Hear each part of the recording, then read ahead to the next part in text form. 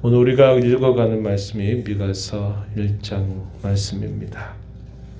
이 미가 선지자는 예루살렘 주변에 멀지 않은 곳 이 모레셋이라고 하는 지방 사람입니다.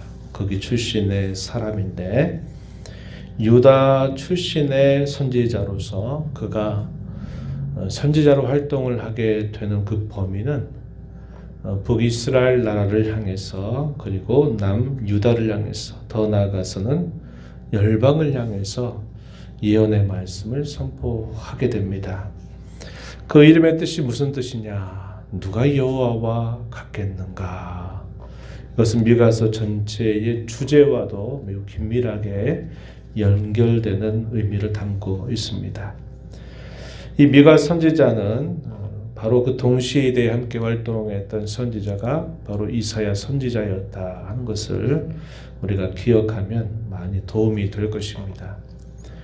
서로 다른 두 사람이 예언의 메시지를 선포하지만 그 예언의 메시지를 주시는 분이 한 분 하나님이시기 때문에 이사야 선지자를 통해서 당시 백성들에게 선포하는 말씀이나 미가 선지자를 통해서 선포하는 말씀이 차이를 보이지 않는다 하는 겁니다. 두 선지자가 마치 한 입으로 말하듯이 일치되게 말씀을 선포하게 됨을 우리가 살펴볼 수 있습니다. 이 선지자들의 주요 직무는 어떤 것이냐 하면요, 당시의 시대를 미리 읽는 것입니다. 보통 사람들이 보지 못하는 영적인 실상을 내다보고 그 일로 인하여 장차 어떠한 일이 그들에게 있게 될 것인가를 미리 내다보는 안목을 갖는 겁니다. 그래서 일반 사람들은 아무것도 깨닫지 못하고 일상적인 삶을 살아가는 듯한데 선지자는 그 영적인 실상을 깊이 바라보고 있고 그 일로 인해서 닥치게 될 미래를 내다보게 되니까 보통 사람으로서는 참 이해하기 힘든 행동을 하게 돼요. 오늘 우리가 읽은 말씀에도 보니까 이 미가 선지자가 어찌했다고 말합니까? 울며 애곡하고 탄식하는 그런 모습을 보이죠. 심지어는 벗은 몸으로 행하게 되는 모습을 보여줘요. 당시 사람들에겐 마치 기인처럼 보이는 그런 이상한 행동, 납득하기 어려운 행동들을 하는 것처럼 보여집니다. 그런데 그들의 그 탄식과 애곡이, 그들의 그 특별한 행동들이 결국은 시간이 흘러가서 왜 그렇게밖에 할 수 없었는가 하는 것을 결국은 시간이 흘러가면서 보여주고 있다 하는 것입니다. 오늘 우리가 이 시대를 살면서 이런 선지자적인 안목을 갖는 것이 대단히 중요해요. 그것이 영적인 분별력에 있어서 매우 중요한 것입니다. 사람들은 먹고 입고 마시고 살기에 분주하게 살고 자신들의 살아가는 삶의 상황 속에 닥치는 여러 문제들에 압도당해서 어떻게 하면 그 문제를 풀어갈까 살아갈까 하는 쪽에 골몰하게 되면 다른 것들을 볼 수 없는 것입니다. 그러나 성도로 부름받은 저와 여러분은 하나님의 거룩한 말씀을 통해서 영적인 실상을 볼 수 있어야 되고 또 장차 있게 될 일들을 미리 내다보는 그런 안목을 가지고 우리가 살아가는 것이 대단히 중요하다 하는 겁니다. 그래서 우리가 선지서를 읽을 때는 이러한 안목을 가지고 말씀을 읽으면 선지자들은 왜 이렇게 우리가 이해하기 어려운 일들을 하는가 하는 것들을 알게 되는 거예요. 그는 사람 편에 세움받은 말씀의 종이긴 하지만 그는 하나님 편에서 하나님이 어떻게 행하실 것을 알고 하나님이 어떤 마음을 품고 있는가를 가까이서 지켜보니까 바로 그러한 행동들, 그런 말씀을 선포하게 된다는 것을 우리가 볼 수 있게 됩니다. 1절 말씀을 한번 보시면요. 그가 활동했던 때 유다 왕들이 어떻게 있었는가 소개해 주기를 유다의 왕들 가운데 요담과 아하스와 히스기야 시대였다. 이렇게 말합니다. 연대적으로 언제냐?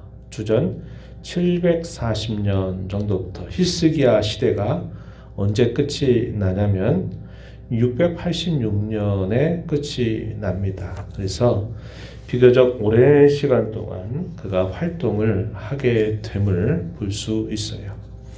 722년 혹은 721년 부름받고 나서 약 한 20여 년 정도 지나고 나면서 북이스라엘 나라가 아수르 나라에 의해서 패망을 당하게 됩니다.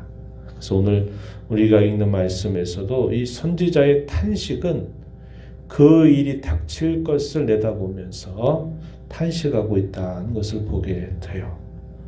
그리고 유다 나라도 당시의 아수르 나라에 의해서 큰 위협을 당하게 됩니다.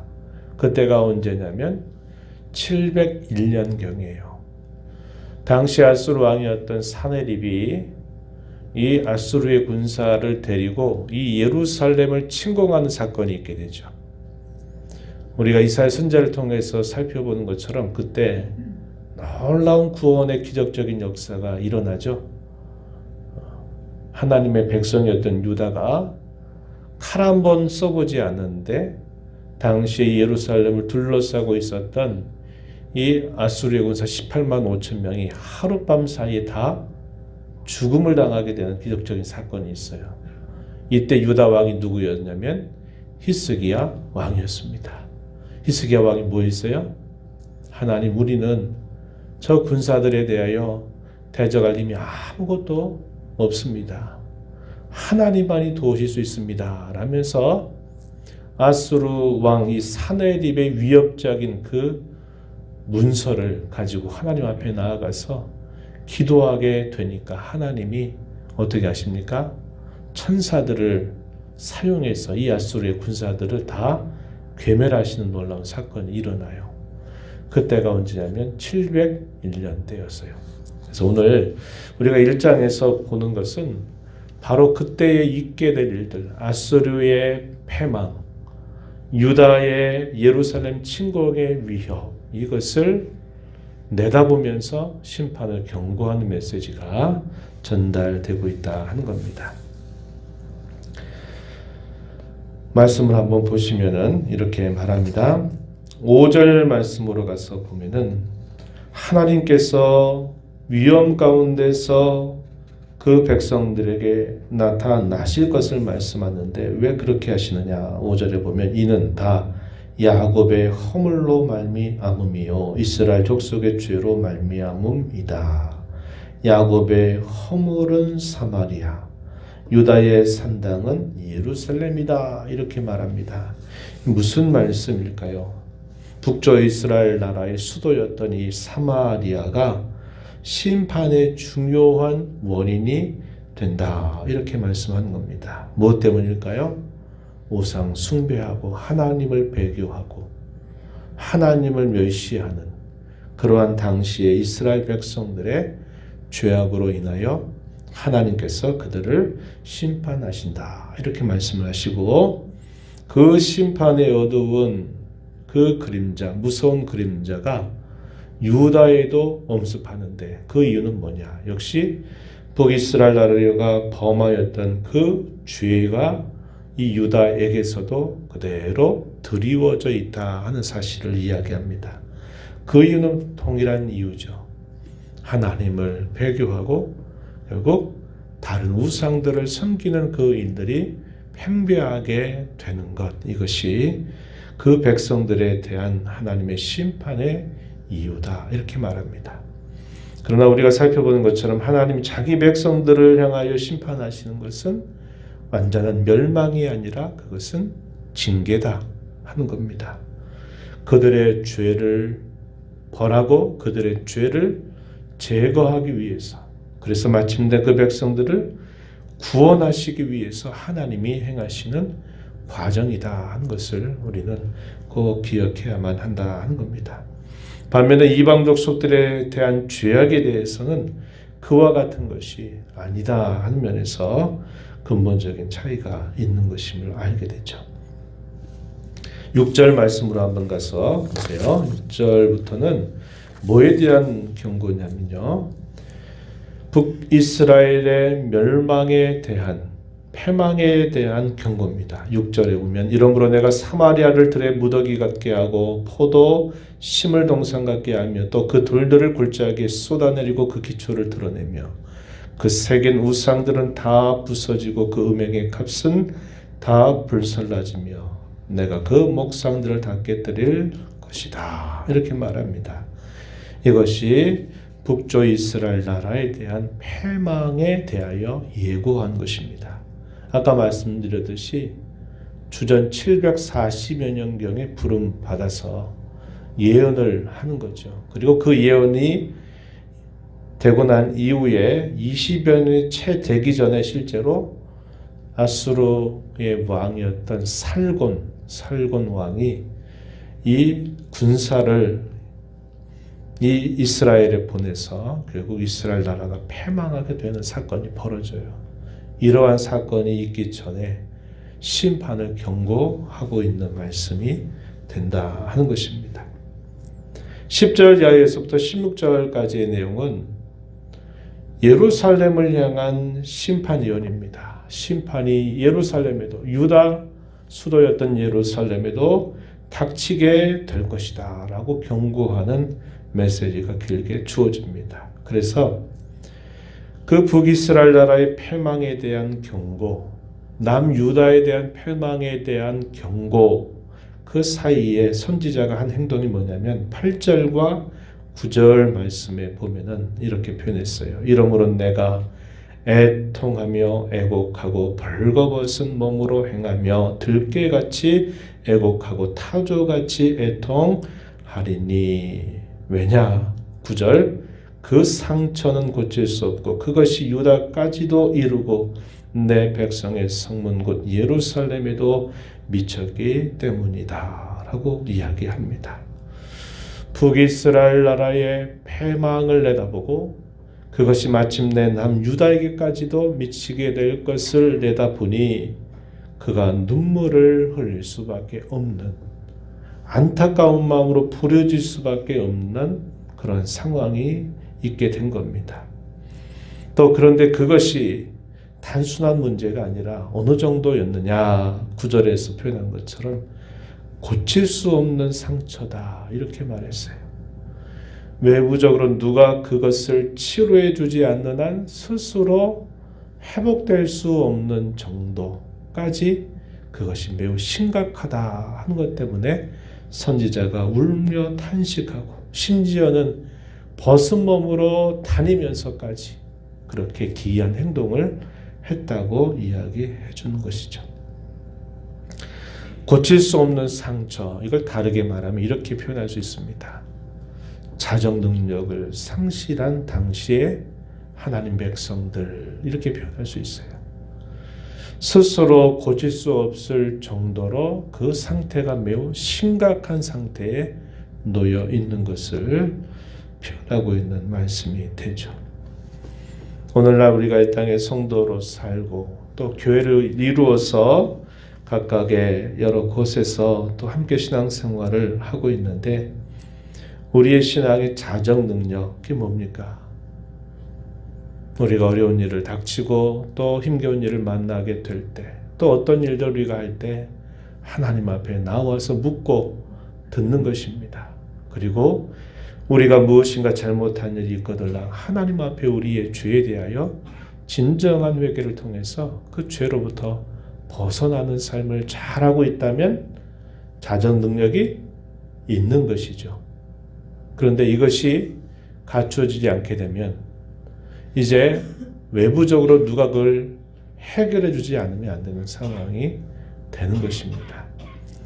교회도 마찬가지예요. 한 교회가 여러 성도들이 모여 교회를 이루고 있는데 그 교회도 사람이 손쓸 수 없을 정도로 상태가 심각해져 버리면 결국 그게 어떻게 될까요? 흩어져 버리는 일이 생기는 것입니다. 그래서 우리가 이 시대를 살아가면서 우리가 오늘 이 말씀을 통해서 깊이 생각해야 될 것 뭐냐면 자정 능력을 잘 회복하는 것입니다. 그래서 선지자는 이 예언의 말씀을 처음 시작하면서 뭐라고 말합니까? 2절에서 그렇게 말하죠. 백성들아 너희는 다 들을지어다. 땅과 거기에 있는 모든 것들아 자세히 들을지어다. 여호와께서 하시는 말씀을 들을지어다. 하나님이 무엇을 원하시는지를 들을지어다 하는 것을 계속 말하고 있다 하는 것입니다. 우리가 새벽마다 이렇게 날씨가 이렇게 저렇게 많은 어려움이 있어도 상황이 어려워도 이렇게 주 앞에 나오는 이유가 뭡니까? 자정 능력을 늘 갖추기 위한 것이에요. 이게 되지 않으면 상황을 흔들어 버리시는 일이 생기는 것입니다. 그래서 여러분들뿐만 아니라 교회를 이루는 우리 모든 성도들이 항상 하나님을 가까이 모시고 그분의 음성을 듣는 일에 귀를 기울이고 그 들은 음성에 대하여 가장 예민하게 반응하는 그런 신앙 자세를 잘 갖추게 되면 무슨 일이 어떤 일이 닥쳐도 염려할 필요가 없어요. 이 세상에 그 어떤 일이 닥친다 한들 주님이 모르시겠습니까? 이 세상에 그 어떤 일이 아무리 심하게 닥치게 된다 하더라도 우리의 생명 정도 가져갈 뿐이에요. 그거 외에는 우리가 두려울 것이 없는 것입니다. 그러나 우리에게 생명의 근원 되신 하나님을 우리가 가까이 하지 않고 그분의 음성을 듣는 일을 하지 못한다면 아무리 작은 것도 다 우리에게 문제거리가 되고 마는 것입니다.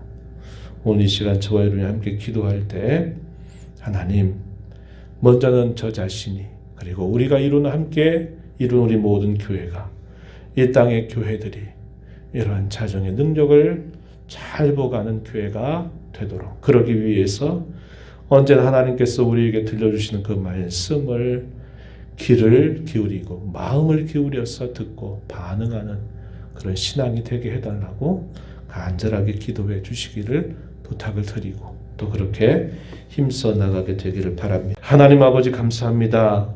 추운 날씨 가운데에서도 저희들의 건강과 안위를 보살펴 주시고 또 이 새벽을 깨워서 아버지 앞에 나와 찬양을 드리고 또 오늘도 새롭게 주신 이 말씀을 통해서 저희에게 주시는 교훈을 듣게 하심을 감사합니다.